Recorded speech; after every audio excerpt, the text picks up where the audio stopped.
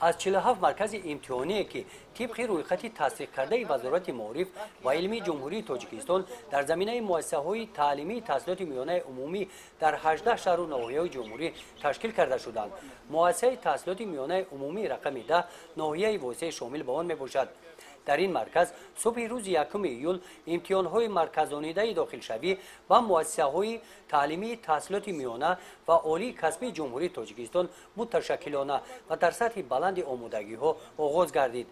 پیش از آغاز امتحان‌ها نمایندگان مرکز ملی تستی نزد پرزیدنت جمهوری تاجیکستان، نمایندگان مقامات اجرایی حاکمیت دولتی ناحیه واسه بخشیده با آغاز دور امتحان‌ها داوطلبان را تبریک گفته بار دیگر ماهیت امتحان‌های مرکزانیده شده داخل شوی و مؤسسه‌های تعلیمی تحصیلات میانه و عالی کسبی جمهوری تاجیکستان طریق مرکز ملی تستی نزد پرزیدنت جمهوری تاجیکستان را شرح دادند.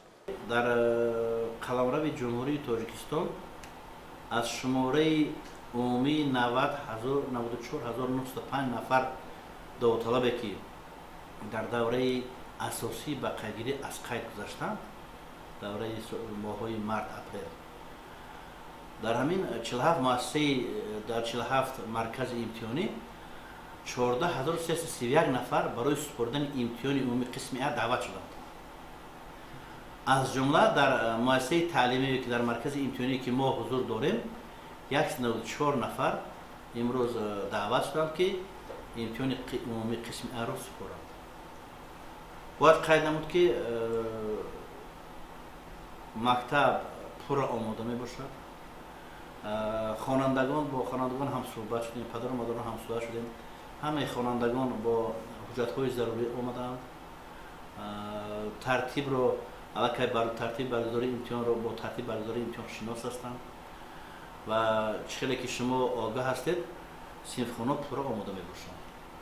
همین رو باید قید کنیم که امروز داوطلبان از سوب تست های زبان تاجیکی دولتی، ماتماتیکا، تاریخ خلق تاجیک و اسرار دولت امتحان می سپارند و زبان تاجیکی دولتی را حتما با زبان تاجیکی می سپارند.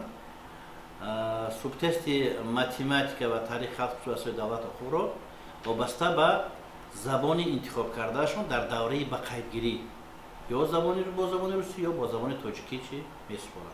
نتیجه امتحان ها علاقه روز 30 به طور رسمی روز 30 ایول معلوم میشد، لیکن ختم کنندگان ما داوطلبان ما میتونند با نتیجه که امروز امتحان میسپارند بعد نصف روزی که جوابهای درستی همین سپارش ها در سامانه مرکز ملی تستی آغاز نشر میگردد که آنها خالای خود را مستقلانه حساب کنند. در این مرکز عاید امتحان‌های مرکزانیده داخل شوی با مؤسسه‌های تعلیمی تحصیلات میانه و عالی کسبی جمهوری تاجیکستان موادهای ترغیباتی تامین کرده شده دسترسی داوطلبان کرده شدند. با پیشنهاد دعوتنامه و شناسنامه رعایت حتمی طلبات‌های پیشنهاد گردیده داوطلبان داخل حجره‌های امتحان سپاری گردیدند.